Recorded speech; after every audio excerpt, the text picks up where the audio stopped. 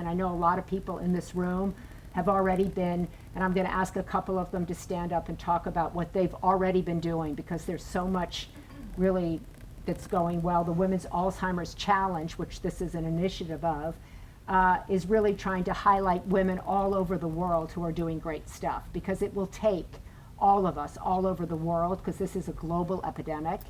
And my hope is that taking this really into kind of what I call Main Street, into health clubs, will make people look at it in a different way.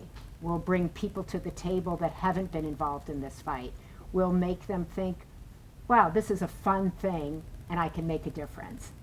And it will take some of the scary part of it down. It will take some of the stigma of it down, and it will put fresh-faced, young, vibrant people and make that the face of what we're trying to do. So we're going to try to do this really tight today. We have a brown bag brain healthy lunch in there.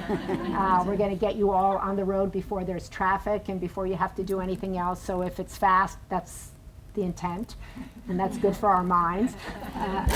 So thank you so much for coming to this today, and we're going to really lean on you. We have 8 weeks to sell out 6 clubs, but I want to again say, and all of you are founding members of this initiative, and we're going to be the biggest initiative in the world for women and our moms. So.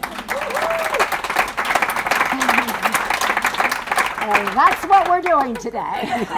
So buckle your seatbelts. Okay, Dr. Roberta Britton. So I had a chance to interview her in my other job as a reporter, and I was really interested because she was one of the few people that I was out talking to that started talking about the effects of hormones, estrogen, and the brain.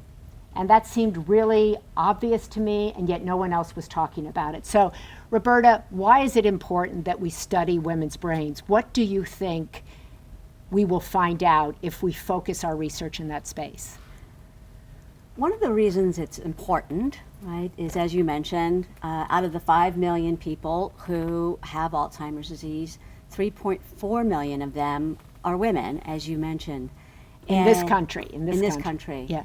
And sometimes it's hard to get your mind around millions. Mm-hmm. And so when you think about 3.4 million, I like to think about football stadiums.